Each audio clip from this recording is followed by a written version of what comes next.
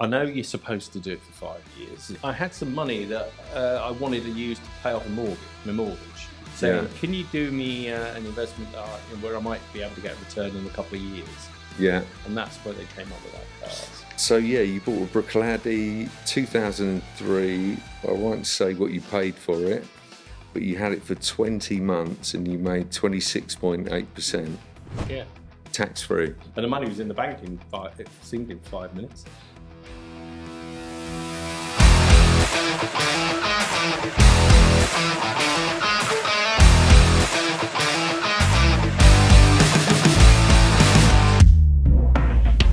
Welcome to the Whisky Matters podcast, which brings in guests from around the whisky world and some outside of it. In the podcast, we dive deep into all things whisky. Hi, I'm Sam Brooks, and I'm your host. Today, I'll be speaking with two of our most valued clients, Rob and Helen Brown. We'll learn about Rob and Helen's very successful whisky investment journey and about their amazing hotel in Colchester, Essex. And as always, we'll be tasting some exquisite whisky. A small plea from me, we would love you to be part of our growth as a podcast. So to help us, please subscribe and give us feedback that will help us decide the guests we have on in the future and the topics we discuss. Thank you. So welcome to episode 4 of Whisky Matters, our podcast. We've got Helen and Rob Brown here today. We're absolutely over the moon for you to come in and talk to us and give us your time. So thank you so much indeed. Pleasure. Rob and Helen are clients of Vintage Acquisition. I don't know whether you're clients of Vintage Bottlers yet or not. A little bit. We bought a little bit, but not. Hopefully before the podcast is out, maybe. Yeah. But I just really wanted to start off by asking a little bit about you guys. You know, what's your background? Yeah, okay, so we've not retired, although it is sort of on the horizon. I run my own business and Helen supports it, does some bits on it. So, and that's been the case for about 25 years now. And what industry is that? Well, it's two things, two very, not usually together. An unusual marriage. One of them is, so we're a training business. Our company does management development training. And the other side of it is a hotel and restaurant. So a little bit in the hospitality industry, which is it's on the back of my ancient history where I started in, or we both actually started in hospitality. Okay. So we came back to it when we've got our own business. That's what we do now. So what is that, a B&B or a hotel? Yeah. It's a hotel. It's a small hotel. I was very keen. Sorry about that. Yeah. I was very keen when we opened it that we make a hotel. We did have a bed and breakfast there. We did once upon a time. Yeah, we did have a little bit. But this is a hotel. Is that a dirty word? You just wanted to build it up a bit. So we called it a hotel. It is a hotel. Yeah. Classified as a hotel. And whereabouts? In Colchester. Essex. Okay, Beautiful part of the world. Yeah. Oldest town in England. Cities. Oldest city in England. Sorry. Not quite recent, so you can be forgiven for not knowing that. Oldest recorded city in the UK. Yeah. And so we've had that for 15 years. So. And do you run that personally yourselves, or do you have? Rob manages. Yeah, we've got a team. We've got a little team of staff. They run it. They look after it, and we dabble in it. I do some of the books and stuff, but I don't do any of the day-to-day running. The other part of my business keeps me busy with that. Yeah. And I do the wages for everybody. Oh, do you? Oh, okay. So you're the nice person in the business, all right? Everybody loves you. Yeah. It's and any problems they get, they come. Yeah. It must be from running my own business and talking to other people that run businesses, it's normally really quite hard to get a good team of people. So have you got a team that have you found it quite easy to find a team where you can step back and let them run it, or do you have a high turnover of staff? Or so we don't have a high turnover. We're unusual in the hospitality industry in that we've got quite a low turnover. So we've got people that have been with us right from the beginning, which is great. Manager's been with us for most of the time. The original chef still comes back and chefs, although he's not chefing anymore for anyone else, so he does another business. But it isn't easy at the moment. There's trouble in the hospitality world with regards to chefs and kitchen staff. Yeah. So it's difficult to keep a. But we're still hanging in there. We're still doing okay. You know, we're still keeping a decent team. It's interesting because my brother that works here now, Luke, who's our operations director, he used to work in the sort of restaurant business, and he said to me the same thing. You know, having the chefs were the heart of the business. If the chef walked out, then you had to sort of shut the restaurant pretty much. You know, so they were quite demanding on what they wanted, and they sort of almost, without wanting to use the pun, hold you over a barrel. Kind of. So and it's been worse since COVID. You know, COVID created an environment where I think they've all run to the hills. Chefs, they don't like they want to be other things. Yeah. And what was your other business? Did you say? Sorry. So the other business is a training and development company.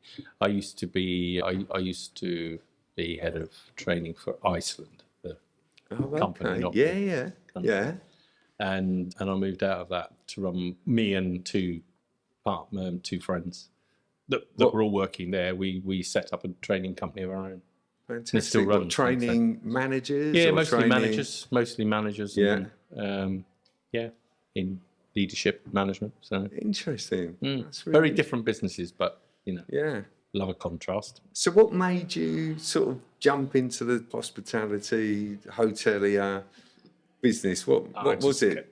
Did you just literally see a property, or Helen wasn't quite so keen on the idea, because I just thought I'm one that, you know, when you see somewhere and you say, if I own that, I could turn that into this, or I could do that something special. And I kept seeing these places and saying, if I own this, I'll do that. And so I think Helen probably said, well, why don't you bloody do it? In those words, and then regretted it afterwards. So I saw this building. I thought it was a bit of a dump, to be fair. It was other words, but it was a dump. And then it got more of a dump the more we delved deep. Once we started digging deep. It wasn't nice. It was we took a lot of renovation. We stripped it and renovated it. Spent a lot. So how long did that take from start to finish? We bought it on the 1st of April, which is a bit ironic, isn't it? We bought it on the 1st of April, and we finished it. I said, if we don't open by December, we'll go bust. Wow. So we opened on the 1st of December. Wow, that's quite a lot of pressure, right? Yeah. That's not a long time. No. And how many rooms is it? And Rob's brother, he was in charge of the renovations. So he did that, and we so I put pressure. All went well? Yeah, we're still friends. Good. Sort of. Oh, that's they good. did say that might not work, being the They say don't work with family or children or dogs or something like that, right? Worked very well, didn't he? He's very dedicated. Fantastic. Oh, good stuff. All right. We went through some pain. How many rooms are we talking? 17 is the number that we varied it a bit, because we added another 7 at some point, so we went up to 24. And then in COVID time, we sold the 7 off and went back to 17 again. Because Colchester is quite a famous city to visit, right? It is, really famous. It's a fantastic place to Hmm. visit. We got friends in Colchester, and it's brilliant. have you? Really love it. Most people don't even know where it is, when we talk to them. Yeah. Colchester. Well, people don't realise it's still Essex, right? Yeah, it's on the border of Essex. So, Fantastic. So, obviously, you're clients of ours, and I would imagine you've got other investments, stocks, bonds, premium bonds, property, hotels, whatever else.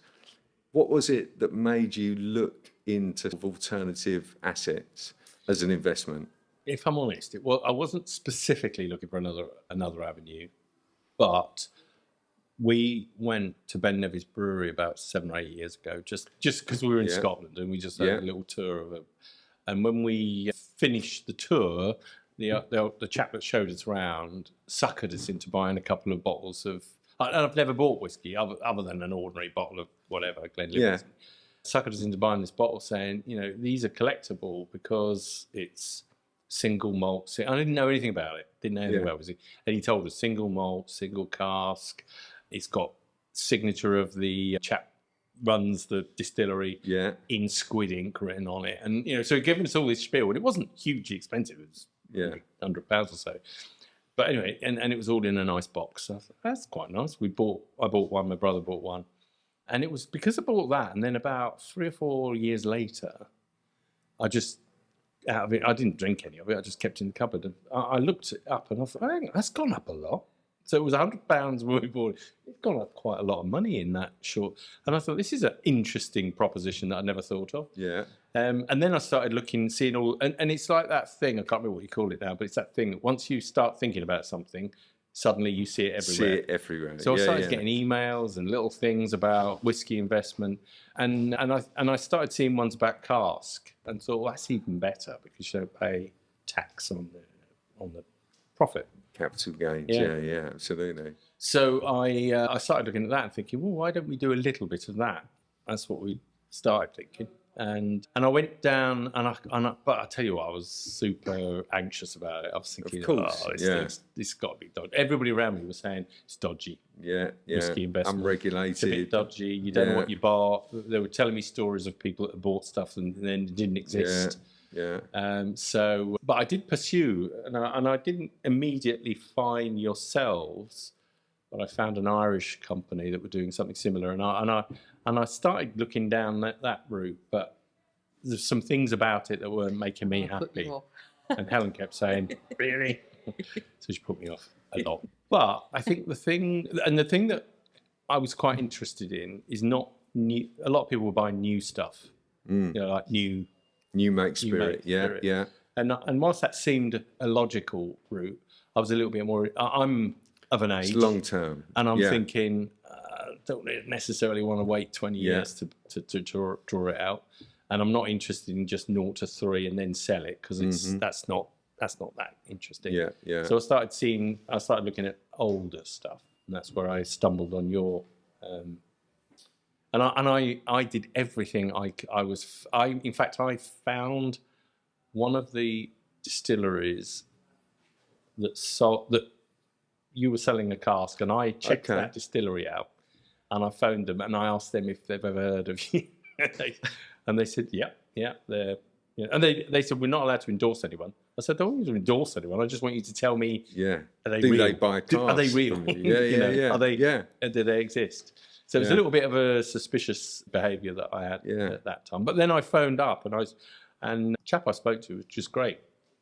No hard sell, casual about it all, and understood the concern because I'm sure he's heard it a million times before. Mm-hmm. So and convinced us to buy it. And we just had a little toe in the water really with it. Bought a little bit. So I think, rightly speaking, you've been in the market for about 2 years. Yeah, not particularly long. No, not particularly long. And by the way, I commend your due diligence, because everybody should do the same due diligence as you do, because there are now in a market that's doing so well, there's a lot of charlatans that are popping up, unfortunately. And you're absolutely right. You could buy a cask that doesn't exist, or come into real problems. So I commend you for that. The guy that you spoke to, I think, was James. Yeah, it was James originally, and unfortunately, he's not with us anymore, which is a sad situation. But I think so. You've been in the market about 2 years, and I think you bought one particular cask, which was a Bruichladdich or a Port Charlotte. It was a Port Charlotte. It was a Port Charlotte. Yeah. And I think you held it for 20 something months. It was about 20 months. Yeah.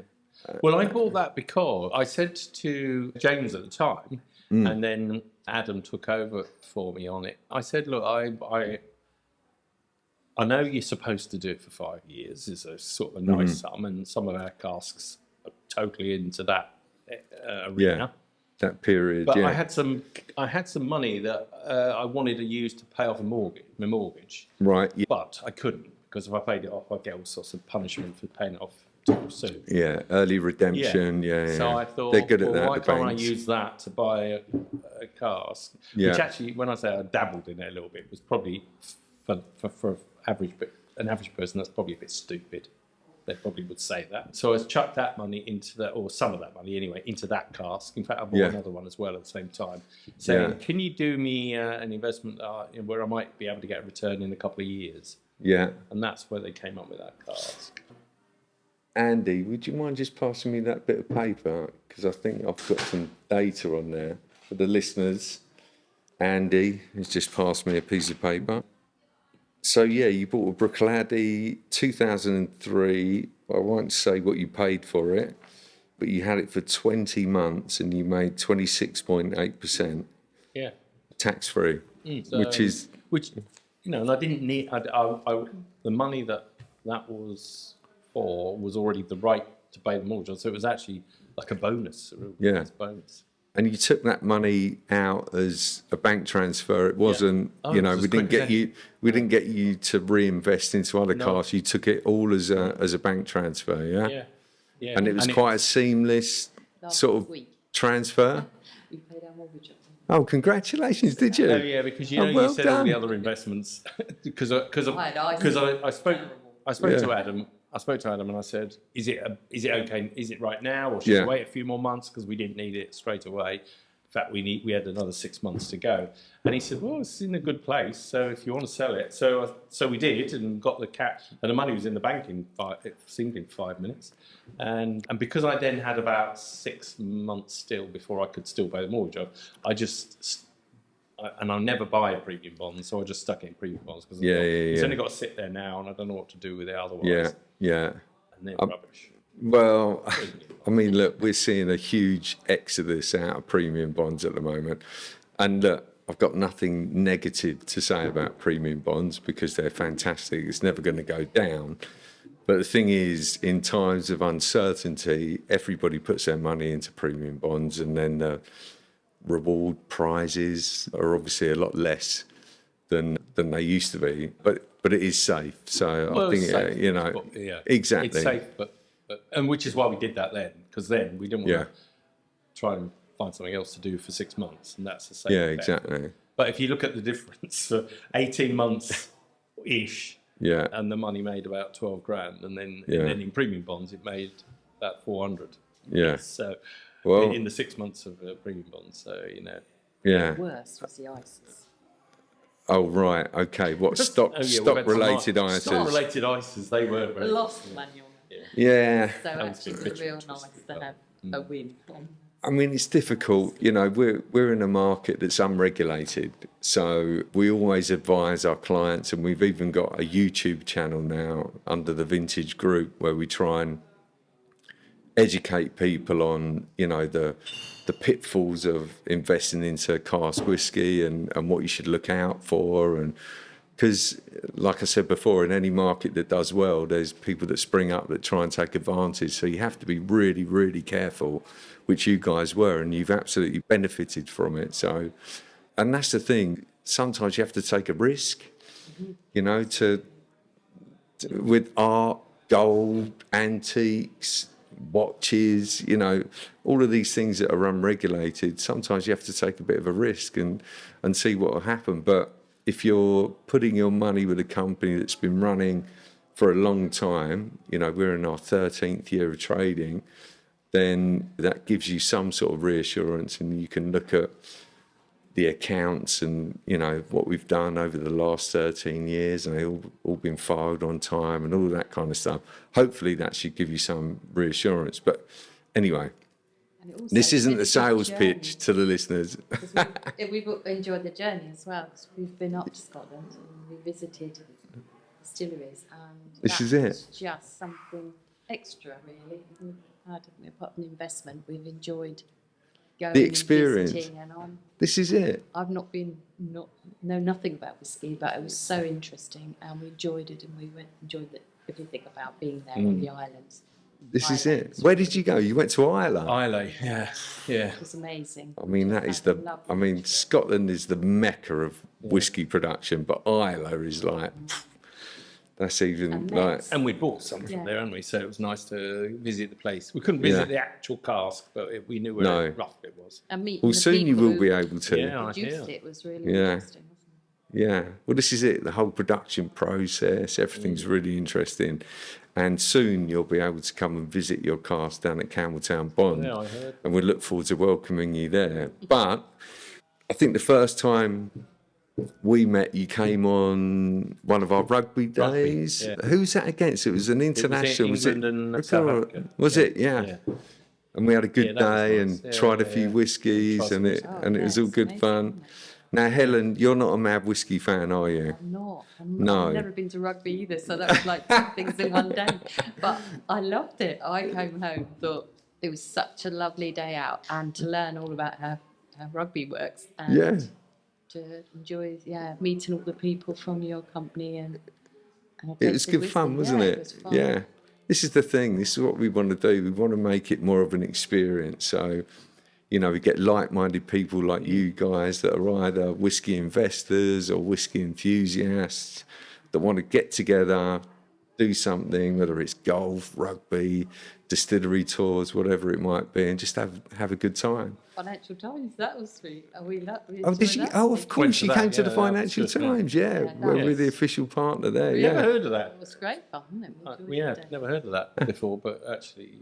and it was a nice day. I mean, Yeah, it was goodness nice. me, Weather we was were great. lucky with the Yeah. weather. I mean, if it was absolutely pouring down with rain, it would have been horrendous, wouldn't it? Yeah. But it was nice, and what a beautiful place, Kenwood House as Yeah. well at Hampstead. Beautiful place to visit.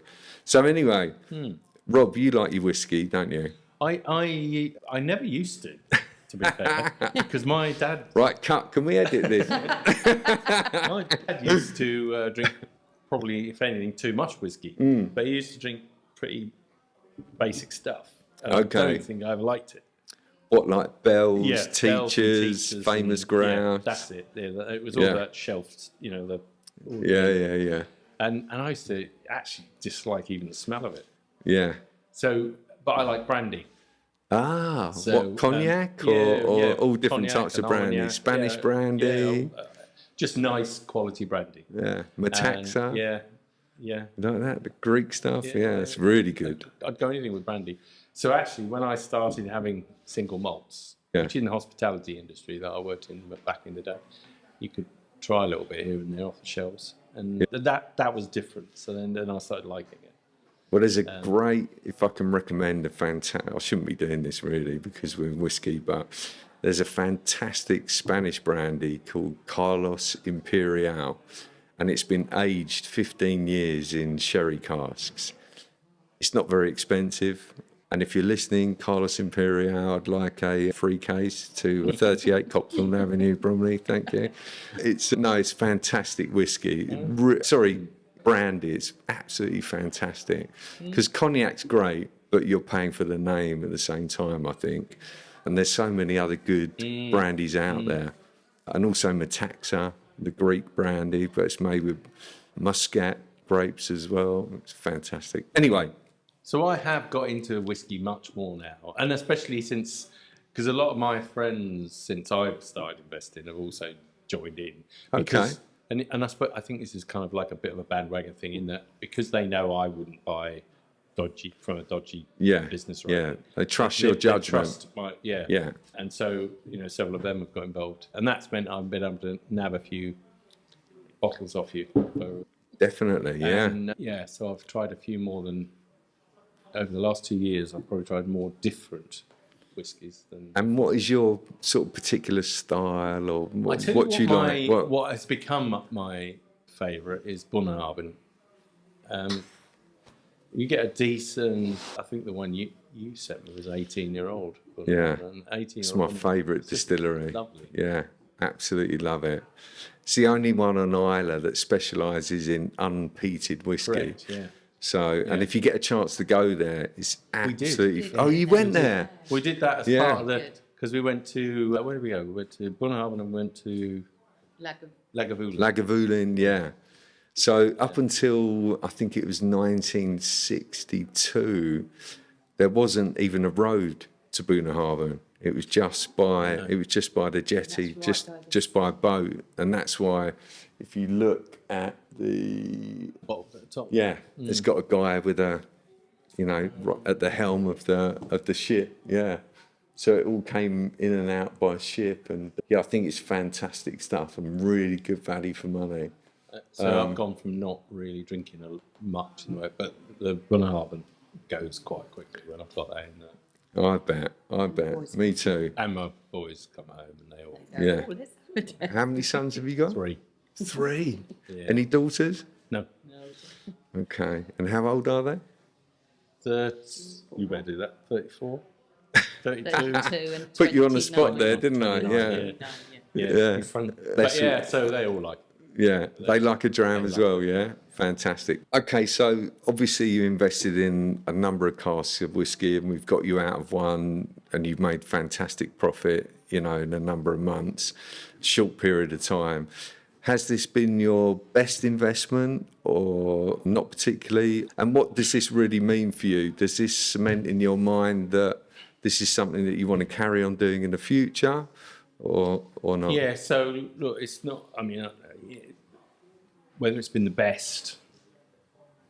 some of my properties done very well over the years. I can imagine. In terms of the most interesting and the best return in the period of time, it's up there.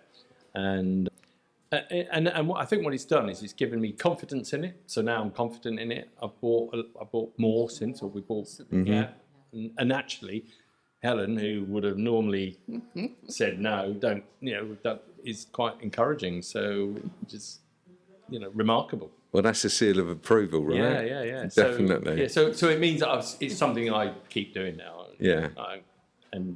And some of my friends have got involved as and My brother, a brother, which is a bit bizarre. like me. But they're coming to me. I'm not selling it. They just come to me saying, I hear you're doing whiskey investment. How's that going? I'm saying, well, I'm very happy with it. Let me tell them what I've done. And they will say, I might have a piece of that. Well, it's always good. I've always found it's always good to have like a risk taker in a marriage and a skeptic. I'm a mad risk taker. My wife is a complete skeptic. She's like, what the hell are you doing? So it's good. It levels it out and it makes sure that you really do the due diligence that's needed so that you're both comfortable. Because we don't want anybody to purchase a cask until they're 100% comfortable with what they're doing. They know the process. They know about our company and the history of our company, and they're absolutely fully comfortable. If they're not, then we don't want them investing. It's as simple as that. Because, ultimately we might have, we just want people to be comfortable. Simple as that. For me, it's been really nice that I've been able to get involved and meet all of you, and you've been just as welcoming to somebody who doesn't drink whiskey as people who do. But that's fine. Yeah, it's not for everyone. It's not something you do. But I've actually say when we went to the Financial Times, we tasted whiskey there that I went, actually I quite like. Oh, that was all right. Oh, okay. But there was one there, but I can't remember.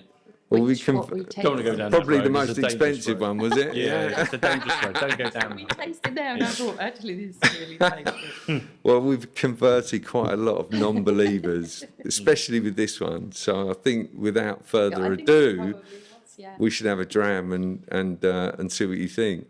And how's business on the hotel front? Well, this is a good time of year, of course. I bet. Have you got Christmas markets and stuff like that in Colchester? Yeah, we definitely have. And it's all about Christmas parties at the moment. So we left there lunchtime today with it full. And when we get back there tonight, it'll still be full. The next lobby or so. Oh, so you're going to stay? You stay at the hotel? No, we live right near it. Oh, okay. We pass it by. Okay, so every time we go home, we have a little look. Yeah. That looks all right. And carry on home. Is that a lock-in I can see? Don't care as long as they're selling. Just before we try this, what we've got here is our Secret Series 2. And the Secret Series was really sort of born out of, we get a lot of casks that don't have naming rights. And the reason why they don't have naming rights is because in the whiskey industry, a lot of casks are swapped between distilleries. No money changes hands. But they swap casks for private bottlings, blendings, all sorts of stuff. But what tends to happen is that they're left with a lot of foreign casks in their cellar. They don't know what to do with it, so they can't sell it under the brand name. and they can't sell it under their own brand name, but they also don't want it to go to waste. So they sell them to the open market with the caveat that you can't put the name on the label. But this is a 29-year-old Glenlivet, I can tell you that. Just can't put it on the label. It spent all of its life in an ex-bourbon cask. So it's a sort of light straw, sort of light hay colour. It's a real sort of purist whiskey. It's cask strength. It's 44.8%.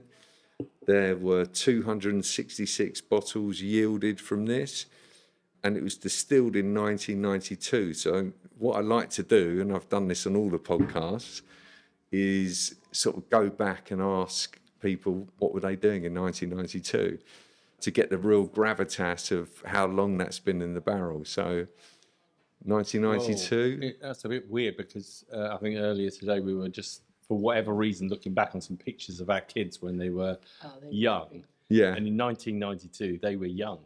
I bet. So they were just at like kids' parties. And now now they're in their 30s, aren't they? So, Yeah. So We still had one to have. I still had one to have. Oh, really? The surprise, right? Yeah. That's right. Yeah, we only had the two. Wow, So- it's a long time ago. Yeah. So if you realise the sort of the length of time that's been in the barrel and what what's happened since 1992, the Iraq War and all sorts of stuff. If you imagine what's happened, that really gives you the gravitas of how long it's taken to get that into the bottle. And I love doing that. So anyway, cheers. Cheers. Thank you. To Cheers. your good health, Rob. To your good health. And happy Helen. Christmas. Merry yeah. Christmas. And thank you so much for coming in for our episode 4 on the podcast, Whiskey Matters. Cheers. Cheers.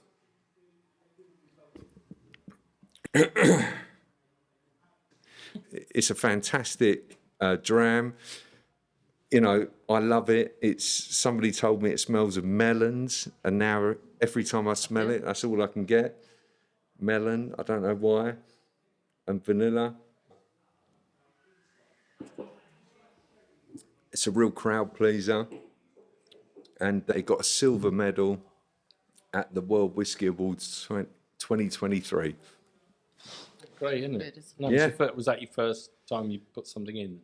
So we put 5 whiskies in to the World Whisky Awards, and what you've got to understand is as well that there's lots of different competitions in the whiskey and the wine world, and what tends to happen is every single entry gets an award of some sort, gold, silver, bronze, whatever it is, which is a bit of a farce really. So the World Whisky Awards, you only get gold and silver, and everybody else unlucky. So we entered 5, and we got 2 golds, 2 silvers out of the 5. So we were over the moon.